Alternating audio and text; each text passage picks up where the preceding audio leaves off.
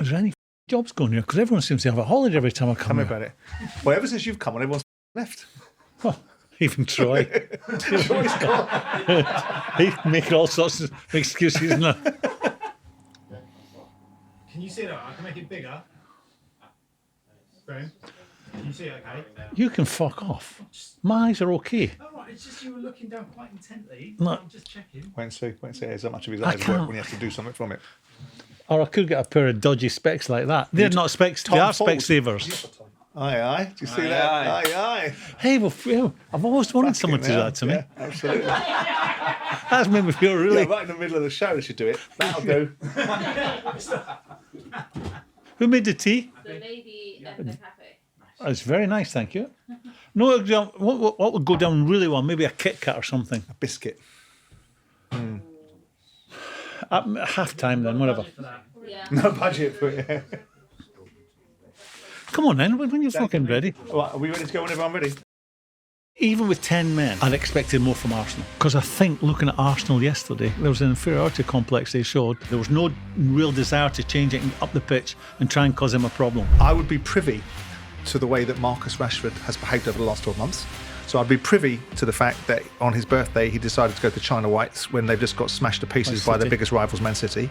I'd be privy to the fact That his brother took him off to Northern Ireland. they went off to Northern Ireland. And I would think that the manager needed to get hold of this player because I would think that he was probably moving into last chance saloon. Ex-manager talking to the ex-owner. How many games would you give a manager today? If you're my manager and I fire you, do you know whose failing that is? Yours. Totally my failing. My major concern is they were rumbling last year against David Moyes. They'll rumble against anyone if we lose 3 or 4 games in a row. Is this going to be a blueprint that goes forward? Am I going to keep watching this? Am I in jeopardy? If the answer to all those questions is yes, bang, pull the trigger. Welcome to another episode of 3 Up Front. Although this is a very special episode because we've managed to lodge Troy, and it's cool. It's now 2 Up Front. Anyway, listen, this week we're going to talk about West Ham, Ten Hag talking about Marcus Rashford's lifestyle and the subsequent criticisms that go all from that. But Graeme Souness, I think the first place to start would be arguably the biggest game in English football. Now, it doesn't include your former mob at Liverpool, which is Arsenal-Man City. It's not the biggest game in English football. Well, but why we not? can get on to that. Well, it must be, mustn't it? Because you're talking about the two top teams in the division. You have to factor in the History, historical. legacy. Yeah. Right, but that's history and legacy, and ultimately the biggest game in English football right now must be between the two top sides. This week. What did you make of it? I mean, a lot's been written about it. Obviously, the game in and of itself had some interesting turn points, but there was a lot of observations about the way Arsenal set up, the nature of the game, some of the controversies, some of the behaviour during the course of it. When you looked at the game, what was your overriding thought process? I was disappointed in it, and I thought this is no advert for the English Premier League. Why? What, because Arsenal banked up in the second half? Yeah, I think there's ways of doing it. Normally, when you got a player down sent off, you would go to 2 banks of 4, 1 striker trying to at least get you up the pitch some of the time. And they didn't do that. They just retreated and hardly got out of their box, never mind out of their half. And I just thought it was a horrible spectacle. As much as the TV commentators were trying to make it interesting and fascinating, I thought it was dull. And I think what jumped out at me, I was putting myself, like all things, Simon, when I look at a game of football and you hear people talk about it, I try to put myself, I don't go back as a manager, I go back as a player. Now, if I'm a player at Arsenal in that game, I'm not enjoying it. I'm not enjoying it because we're just sort of saying to the opposition, you are so much better than us, this is how we feel we have to play. I get you've got a player sent off. They didn't set up the way from the first whistle, did they? That was a change of tone and texture as a result of an outcome of the player being sent off. There's another way. But Graeme, they were 30 seconds, 40 seconds away from getting 3 Can I points. suggest this? If you were to play 100 times like that, 95% of the time, you're going to concede goals. If you're constantly having the ball in your box and you're having to make blocks, your goalkeeper's having to make saves, ultimately someone will go to sleep and ultimately you get a deflected shot. But it didn't. And they were that close to being right. But they did. Whether it was 30 seconds or the first 30 seconds that happened.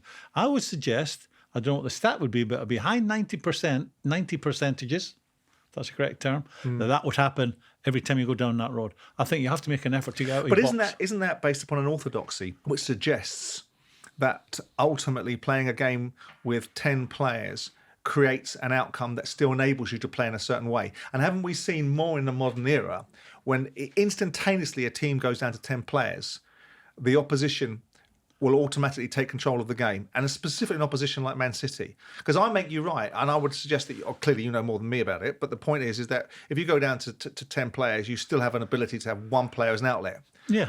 The sort of conventional wisdom suggests now in the modern game, in the most recent times, that the moment you go down to 10 players, you're in serious trouble and you've almost handed all the momentum and all of the opportunity to the side with 11. Maybe that there is the attitude of the coach to play like that, less adventurous. But I think that was taking it to the extreme yesterday. Arsenal are a team filled with some fabulous players, and I just thought they could have offered more. I think there would have been another way. And I think what is admirable about what Arsenal did yesterday, you had your flair players. Yeah. You know, the people that open doors, people who could score goals, all putting a shift in defence. Prepared to do a job. But they would not have enjoyed that. And I come back to, I think if you played 100 times like that, you're not going to get an outcome. 90 odd times you're going to concede. But goals. that's like isn't that something to almost and I just admire though, because we've got players in this day and age endlessly telling us what they do and don't like.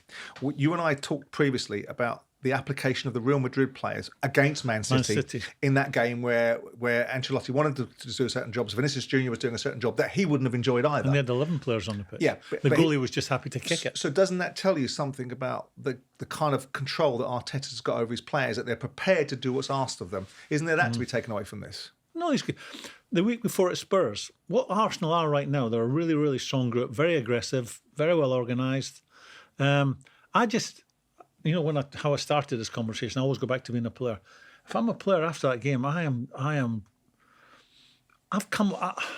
coming away from that game thinking, wow, they're so much better than us. We'll never win the league. Is that what you took out of that? Yeah. Because that Man City could huff and puff for 45 minutes against 10 players. Complex, yeah. Yeah, but only provoked or instigated by going down to 10 players. Wouldn't you take strength as a player going, I tell you what, they did their very best. They huffed and they puffed, and it took them till the 98th minute to get a goal. No, I think even in the first half, I mean, they were still... They were 2-1 down. Yeah, they weren't really matching City blow for blow in the first half.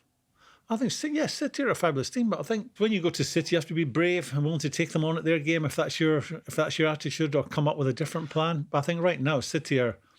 And I'll say this, and I'll say it with all modesty. It's a bit like when we were dominant. Teams were coming to Anfield and they were beaten before the game started. But I don't get that sense from Arsenal. That's what they're thinking. I remember watching them a couple of years ago when they got beat at the Emirates, and then they went up to the Etihad and they got bullied. And admittedly they had Rob Holding playing at centre back, and they got bullied by Haaland up top. They got outplayed by De Bruyne in the middle of the park, and they just looked like a side that was a mile off. They've now got steel, and they've got resolve, and they've got, some would say, dark arts and a preparedness to do whatever it takes. But isn't there an element as a football manager that, despite your protestation that they should be playing a little bit more ambition, that they back themselves to have the balls to be able to overcome whatever Man City were prepared to throw at them? That's not balls. You don't think so? No, I think it's the most negative way of playing football. We don't intend having any of the ball. We're just going to play along our 18-yard line and pray that they don't get a deflected shot, pray that someone doesn't produce a bit of magic, and pray that we all defend properly for 100% of the time. So you don't think there's anything brave about it? It is admirable. So if it had opened up and played with someone up top and got beat 4, would you think that was more commendable? You can't say that. What I will say is 90-odd% of the time, high 90s, you play like that, edge of your box all the time, 18-yard line, you can't get out of your box, you will ultimately concede a goal and draw or lose the game. But isn't it common sense, Graeme? I mean, ultimately, you're playing against a side which you know are very good and arguably the best side in Europe, and have been for a period of time. They themselves, Man City a couple of weeks ago, by the conversation that the Brentford manager had, turned around when Brentford were giving them a hard time in the game and started to play the ball into the corners and turn it into the corners for the last 10 minutes of the game and see the game out. So they're not adverse to changing their tactics to be able to overcome an obstacle. Isn't it common sense to turn around and go, well, the best thing we can do is stop them from scoring? If we open ourselves out a little bit and take a risk, we're going to get beat. It's not... And it nearly works. It's not one or the other. There is an in-between. You can play in a different way to how they played yesterday. And I think having one up top might have got them out of the box a few times, might have given them a bit more belief, and maybe have created something themselves. I'm not saying that's guaranteed. But what is guaranteed, if you constantly have your 9 outfield players... You're inviting it. On your 18 line and deeper, You're inviting so much pressure on your goal that ultimately something will happen, whether it's in the first 30 seconds or the last 30 seconds as it happened. But I'll come back to Arsenal. They will think they've done a job. They've come away. We've got a draw, which they would have taken before a ball was kicked. It's the manner in which they got it, I think, doesn't do them any favours mentally going forward. Yeah, I was interested because you obviously you start to see the building of a rivalry, and you saw Haaland throwing the ball in the back of Gabriel's head, wasn't there? And there was a lot of argy-bargy after the game where he got a little bit clever with the manager and a few of the other players. Do you see the beginning of a rivalry here? Because we build up these rivalries. You know what rivalry looks like. You'll probably turn around and say, "No, we didn't have one when Liverpool won everything." But I would imagine you would have had one for a period of time with someone like Nottingham Forest and even Man United because of the glamour of Man United. But do you see the rivalry mentality coming between these two clubs? Because before it was sort of Wenger and You're talking Ferguson. between managers. Yeah, Well, that's not going to happen here, but is the it? players followed in behind, didn't they? Because you got Pizzagate and you got all that sort of stuff, and the players coming in behind. You don't have that rancor now between the managers. You seem to be having a little bit of edge and steel coming in between the players. I think that's organic. I think that will happen. When you've got the best team and suddenly there's someone on their shoulder saying, "We are now your biggest rivals," the best team will react to that. The managers are not going to, who knows, maybe one day, reluctantly square up to each other. So it's manifesting itself on the pitch where it should do. I mean, you've answered it already. I can't remember, other than Forest, who were a nemesis for a couple of years, we just couldn't beat them. We never had an obvious rivalry with any other team. But I can say that when we played the team maybe in the second half of the season, it was obviously them or us for the league. Yeah, intensified. I was angrier. I think all my teammates were angrier. I'm sure it was the same for the other team, but it's healthy. Do you think this rivalry that might be manifesting itself between Arsenal chasing Man City and believing they can eclipse them has any sort of semblance of resemblance to the rivalry that might have existed between City and Liverpool? Because I think that's a lot to do with the fans. Well, I think it's a lot to do with winning trophies. Sure. And I think a couple of City players responded that way yesterday. Well, not our rivals because they've never won anything, which is a bit of a Yeah, but it was a strange set of observations from Well, it's a put down, Bernardo, isn't it? Bernardo It's a put Silva down. and John Stones, wasn't it? It's a put down. That specifically said it. See, they would be angry. But they use Liverpool. But Liverpool have won one Premier League in 30 years. So And the European Cup. sure. But they're Just a small match of the European Cup. no, granted, but it's a cup competition, and you'd say the Premier League is bread and butter, isn't it? If you, That is the bread and butter, but there's a hell of a lot of glory and interest in winning the Champions you League. don't build a rivalry up someone in the European Cup. You But they- build a rivalry up Well, domestic stuff, don't you? They've not exactly dominated the European Cup, City. They should have done better than they've done. They've won one. And they yeah. should have done. They should have been better, been unlucky. John Stones and Silva coming out with that yesterday Is a put down on it. yes, it's a sign that they were frustrated by the way Arsenal went about their business. I remember a couple of years ago, De Bruyne coming out after Missed him yesterday. the Arsenal game when they got beat 3-1 at the Emirates, and talking about, we can see them coming. There'll be a good team at somewhere Yeah, along the just line. like, yeah. There you go. They'll say, pat a little boy in the head, Know doesn't your it? place, yeah. And now it's turned into, we don't have really much of a rivalry with you because you actually haven't won very much in recent times. They'll be aware of them. Of course they are. But if you're City, all right, on the other side of the coin, you're City, and you've come back from being looked like losing a game at home, and you look at the way your biggest rival, as most people see it, and you've absolutely mullered them. I mean, completely mullered them, and they have shown a fear that they did not want to take us on in any shape or form when we went to 10 men. I still think there should have been some sort of threat. They will feel pretty good about themselves, although they only drew the game But at this home. is the third game that they've played that Arsenal last year took 4 points. Mm-hmm. They beat them, drew at the Etihad, and they've now drawn it. So City haven't beaten them in a season and a half now. Well, they would take that as long as they win the league. If you're looking at it now, irrespective of you thinking that Arsenal are accepting second-class citizenship status in terms of how good City are, do you think they win the league, by the way? I think I tipped Arsenal because I tell you what I said. They are getting better. I have to say, I doubt myself now. They are getting better.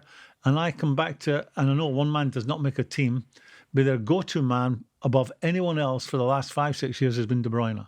De Bruyne is at an age now where he's going to pick up muscle injuries, the intensity of the game. And he's going to miss, as he did yesterday, some very important games. And he is a difference in so many games. That cute pass, playing the ball early, striking himself. So what's that got to do with changing your mind about Arsenal? Because I think looking at Arsenal yesterday, That it has changed your mind. yeah, I think there was an inferiority complex they showed. So even though they haven't been beaten by Man City in the season, But even with 10 men, and even though they didn't lose the league, they lost to Villa twice and they lost a barren Christmas. here's and a better way. I'll simplify it for you. Even with 10 men, I'd expected more from Arsenal. All right. A bit of get on the ball, get up the pitch, go through a few people. They just were happy to play and just accept what was coming their way. There was no real desire to change it and up the pitch and try and cause them a problem. It was they were accepting the lot, which isn't a great sign, I don't think. It kind of leads me on to the reasons why they got 10 men and the ramifications of that and some underlying connotations, which is player behaviour. We've got Arsenal crying at this moment in time about players being sent off for doing things. Declan Rice a couple of weeks ago, Trossard now sending him off, got sent off for the same offence. I mean, people are looking to criticise referees and make referees responsible for consistency. And I get that. If one person should have had the same decision being made against them, another person gets sent off, then I get the dynamics of why people think it's inconsistent and are unhappy with it. But this is all being brought about. These tightness of regulations and the tightening up of the way that referees want to jump on things is being brought about by player behaviour and the stupidity of some of it at times. I mean, what do you think about the Trossard sending off for a start? Do you think it should have been sending off? His first card, pulling a shirt, the first one. Or pulling the player back, Yeah. Second one, I think he's barged. Yeah, but he didn't get sent off for that, did he? No, Or got the second I yellow think card that's for a it? yellow card. Yeah. It's a standalone incident. Yeah. No Do attempt you? to... Yeah, no What, shoulder attempt, to shoulder? wasn't it? He barged into him. He barged into him, didn't he? In your time, And you it would was have called that shoulder to shoulder. No, that's shoulder to shoulder. That wasn't that. I think that, no intent to play the ball, I think that a standalone in the modern game is a yellow card. And then, of course, the whistle goes and he kicks the ball away. Just foolish. What was in his head at that moment in time? Were you a player? Well, the occasion too big for him. There's a lot of criticism that comes to referees, and some of it's deserved. And they talk about consistency. And I don't know if you can use consistency as the right word, because if it's same referee making different decisions with the same offence, then you can say consistency. I think it's probably a lack of standards across all the referees. They're not consistent in 90 minutes, some of them. I don't know. I mean, ultimately, we saw Declan Rice getting sent we off. saw it. Yeah, we absolutely saw it in a Brighton game where João Pedro kicks the ball away, and ultimately, No, João Pedro kicks the ball away 30 yards. Yeah. Declan Rice flicks it 2 yards away. yeah, but 2 two wrong. yards. I mean, it doesn't alter the fact that Declan Rice probably, by the letter of the law, irrespective of yours and other people's campaign to say how ridiculous it is, them's the rules. Having the ball kicked But the question I'm asking reaction is, to do that. given the fact that we've now got a culture where referees are pushing hard to get more control over the game, and I think that emanates from Howard Webb coming back into the game and deciding that ultimately referees were getting blamed for everything. But the question was about more to do with players and the constant simulation, the constant gamesmanship, the constant dynamic of trying to even get their colleagues sent off and to con referees and simulation. Cheating. I mean, this is a byproduct. This is not on the game. This is on the players, isn't it? Yes and no.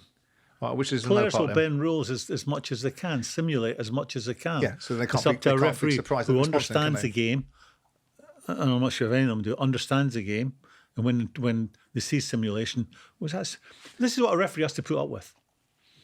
There's a challenge. The person who's been challenged screams, and all his teammates within the immediate vicinity put their hands up and scream as well. Because the referees are not terribly au fait with working out a coming together, who is the guilty party, they panic and blow the whistle. Oh, it must be bad, they're all screaming. He screamed, the rest are screaming. They don't understand the game, really. Yeah, but you say that all the time. So that, by not understanding that, they keep blowing their whistle when they shouldn't be blowing their whistle and giving fouls to people when it's simulation. And the players will keep bending the rules as much as they can when they know they've got a naive referee. Is it worse now? Because a lot of Yeah. people would attribute it down to Yeah. continental players coming in and it's showing worse people now. a bit of dark arts. It's worse now. Because I remember in your time, you'd have Francis Lee and all kinds of people that were flinging them, maybe a little bit before your time, Franny Lee, but notwithstanding it, in that era, we weren't immune to doing it, were we? Yeah, but it's en masse now, isn't it? I'll simplify it. When I played, my generation, if someone caught you, the last thing you wanted to show that you were hurt, Yeah. and you'd grit your teeth and try and stay on your feet. Now you want to be like Now, a when they get a platoon. brush Yeah, on the shoulder, they go down holding their face. Yeah.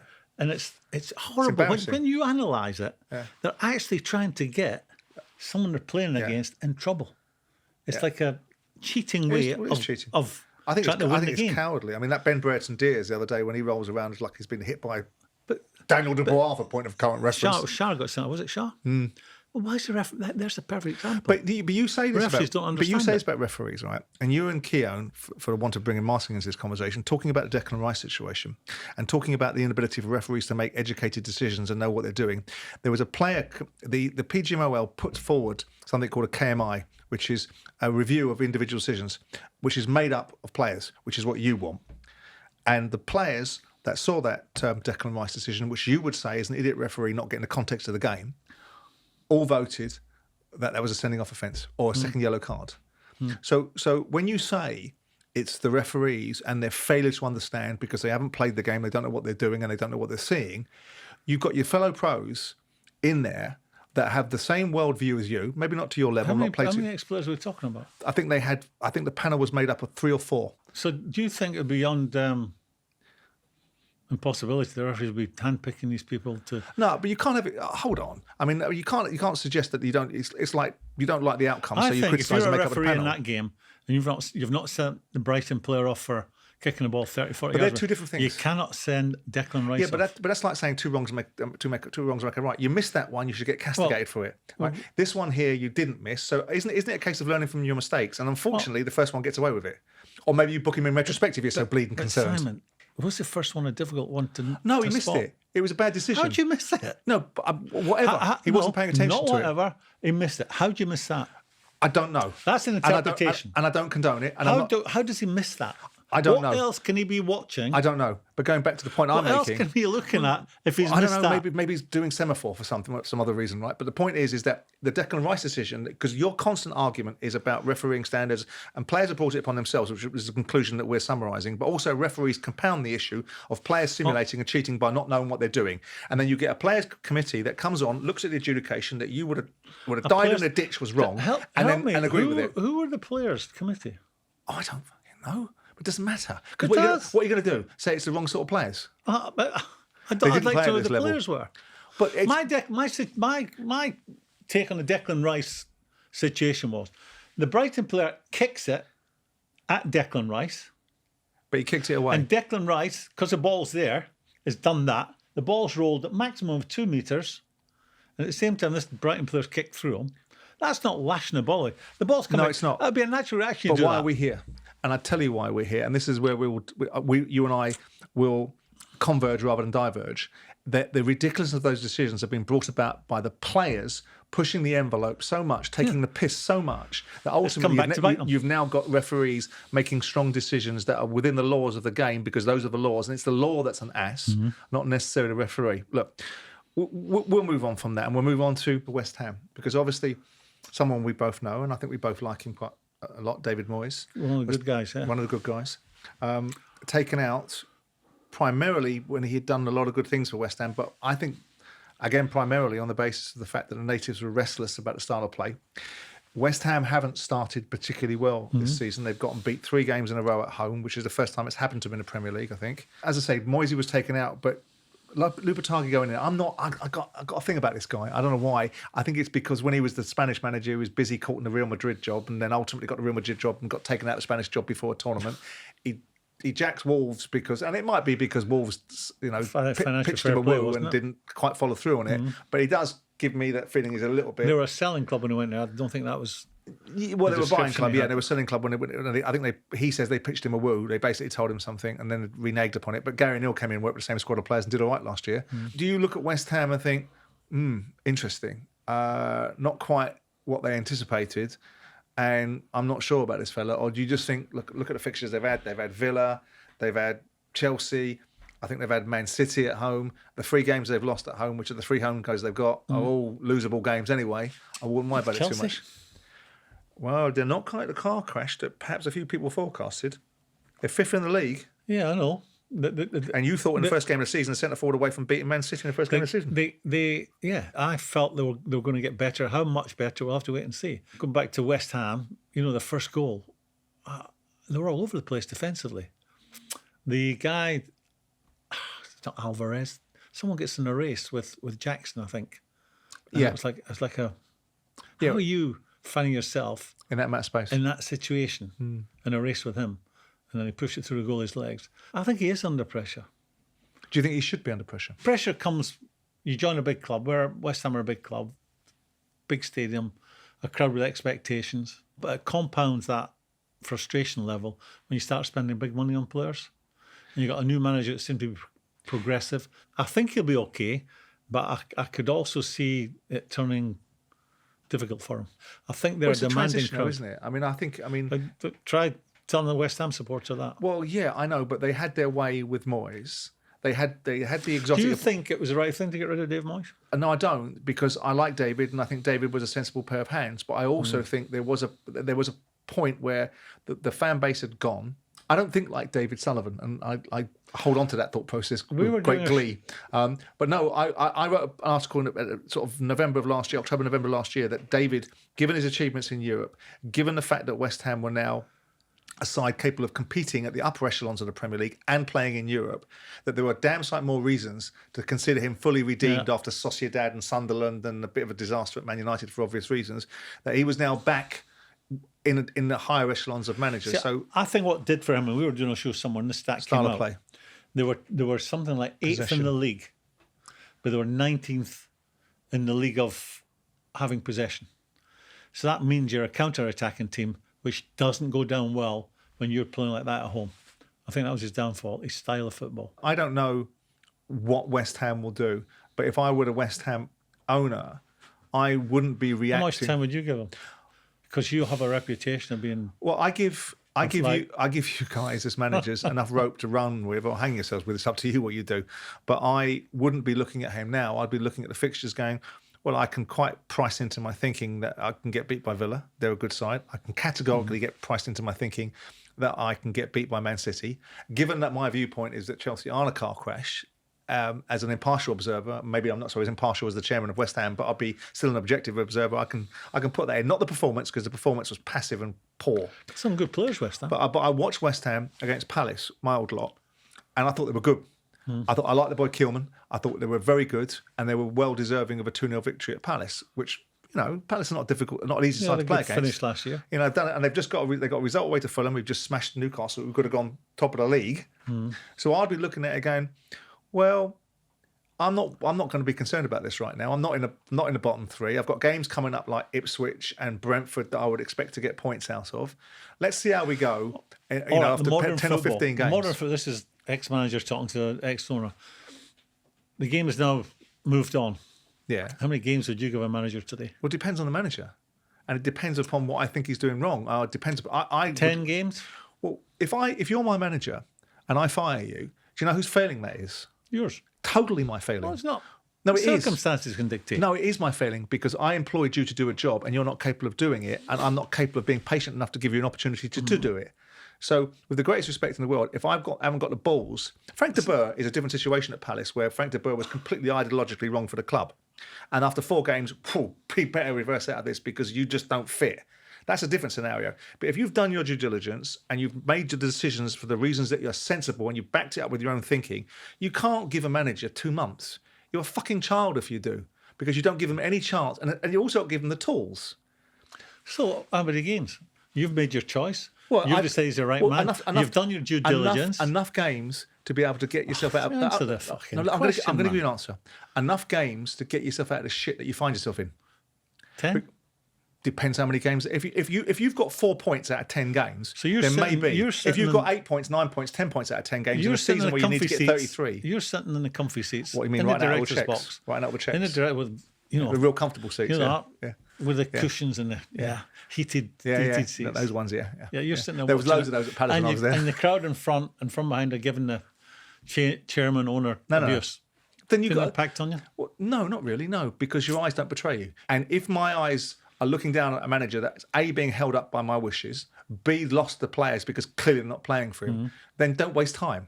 But most of the time, it's not as black and white as that. And it's also nuance and Yeah, but caveats and admittance- injuries and players and better teams that you're playing against. You sack a manager as an owner. It's you admitting you've got it wrong. Totally. And you also have to write a fucking check out, because you have to pay him for doing nothing and then pay the next guy for coming in and then watching him create a new landscape. You won't say 10 games. No, I would say Depends what you've got after 10 games. But I think if you're in trouble and your team is not performing by 10 or 12 games in the Premier League, and you've got you're saying 10 games then. You've got if you've got 9 points, Graham, if you've got a decent amount of points, I look at the Premier League. Staying in the Premier League is a point a game.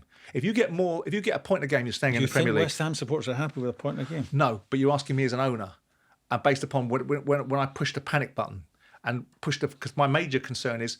Are the natives rumbling? Do I need to? They were rumbling last year against David Moyes. They'll rumble against anyone if we lose 3 or 4 games in a row.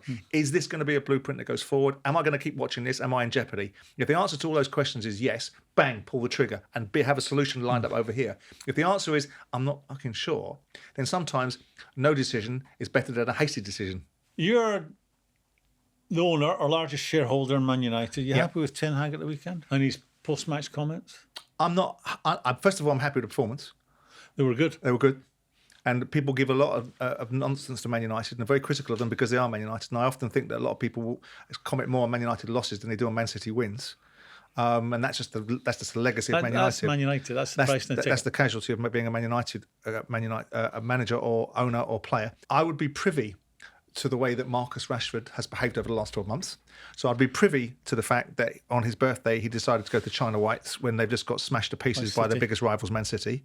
I'd be privy to the fact, even if I wasn't, because I can read the newspapers and I'm not illiterate. His brother took him off to Northern Ireland. They went off to Northern Ireland. And other aspects of his private life. And I would think that the manager needed to get hold of this player because I would think that he was probably moving into last chance saloon. He's got a bit of a history of not managing big players. Would you think Rashford's a big player? I know who is. Who? Ronaldo. Yeah. Sancho. Well, who can manage him? Sancho. I wouldn't say he was a big player, but that. He bombed him. That's ended up him. He leaving bombed the him. club.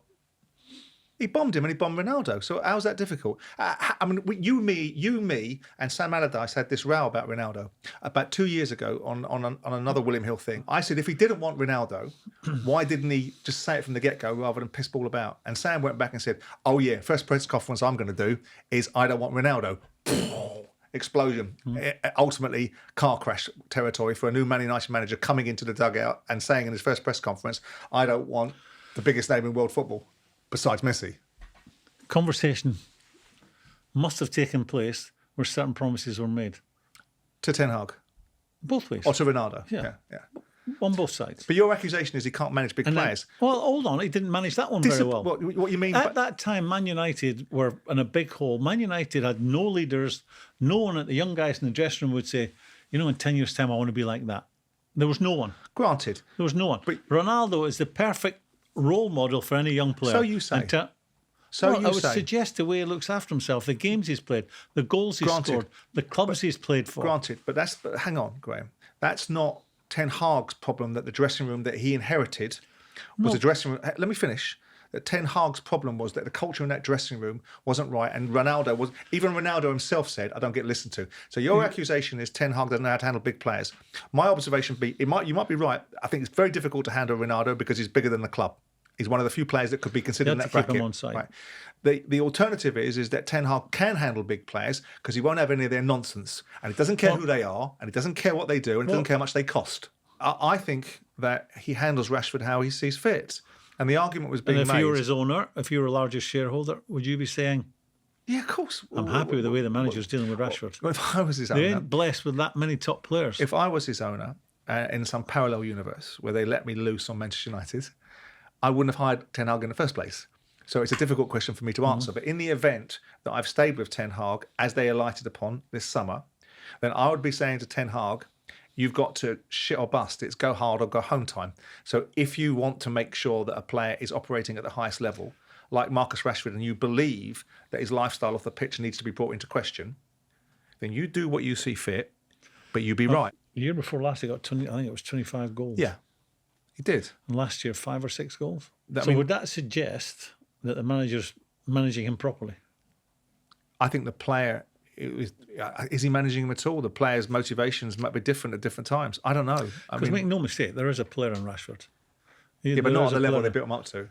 No, that's a Man United thing. Man United have never been any different, and it's a curse, but also a blessing. Man United's history is full of young players who have never fulfilled their full potential because they got too much too soon. That's the price of the ticket of being Man United. They are FC Hollywood. But do you think it's right that a manager brings a player's lifestyle into the conversation as a criticism of a player, because he's talking about Marcus Rashford's now got to understand where he is and what's expected of him and how he has to. I think how he has to live his life Marcus mentality. Rashford, is he 25, 26? 26, yeah. You would think that message would have been firmly. That's not the point I'm making. planted But do in you his think head. it's appropriate for a manager? I think you do that. I think if you're going down that road, that might be last chance saloon for the player. I think the first thing you would do, you pull him in, Yeah. you have that conversation. Who are you hanging around with? I think it was his brothers who went to Northern Ireland with. You'd have to look at the influences on his life outside of football. I come back to this. As a manager, and this is why I talk about senior pros are so important to being successful. Working week, Monday to Friday, day off, if you're not playing a game. They're in your company 2 hours a day maximum. So that's 8 hours a week. There's also another 30, 40 players you're having to deal with. How much time can you Allocate to one player. Very little. But that's man management. So, You don't yeah, need to manage, so- you so- only need to manage so certain the- players, don't you? No, so the point I'm making is that, if you've got good pros, they're managing it for you. Right. But not in this Man United dressing room. And that's where I come back to the Ronaldo situation. And I think Johnny Evans there, I imagine he's a really good guy. So you think it's fair game? You think it's fair game to bring? But I think the process would be you get him in, you say it in private. Davis. If he's a repeat offender, then I think ultimately you would go public How on would it. you, if you were still playing, I mean, irrespective of the story of you not being picked for Liverpool and then drinking a gin and tonic at the bar and then having a tantrum and putting a transfer request in, how would you behave if your lifestyle was brought into the public domain as a criticism, as a weapon for the manager to try and get your mind I concentrated? had that when I was 20 years old, when I went to Middlesbrough from Spurs. Jack Charlton said that to me. There's two doors for you, son. You've got a bit of talent. You choose that door, you could go and maybe achieve something, maybe win something. Choose the other door, you just be joining a long list of people who had talent but wasted it. So I got a wake-up call from, Right. there was no arm round the shoulder. It was tough love. It was Jack's way or the highway. But see, you got a factor in the kind of money these boys earn now. Yeah. And adulation they Economic get. islands. And they live in a social bubble. Everyone media. says yes to them. Absolutely right. It's super difficult for them. You got United playing Spurs on the weekend. United are 11th, Spurs are 10th. Some would say they're both underachieving. United got to win this game. United were fabulous last week. I thought they were good if against that's, Palace. If that's United going forward, if that's the level of United gonna going cause forward, problems. they They're will gonna end cause up problems. having a good season. They need to win it. What's the result for Spurs? A draw. They'll think they can win now. But if you're looking at Spurs in isolation, you like Postecoglou. I wouldn't pass comment on any manager because I've never seen them working. I think you look at. But when their you hear teams- what he says, Well, no, you look at their win team. things in my second season. Well, that's a brave statement, in English Premier League. Yeah. When you look at his teams, he tries to get them on the front foot. He's got a good squad of players, and he'll be disappointed with the start they've made. He must get more from those players for him to have a good season. What do you think? than Who they've shown so do you far. think wins the game? I think you know what you're going to get from Spurs more than what you're going to get from Man United. But is it Man United that we saw play against Liverpool that Liverpool won at a canter, or is it going to be the Man United we saw for a good 70 minutes against Palace at the weekend? I think just when you look at your team, when you're a manager, you look at your team and you're questioning what will I get today. That's never a great thing. All right. Okay. Well, let's leave it there. That's the end of this show. Next week, we're going to explore myths. One of them being that Troy Deeney turns up. That's a real myth.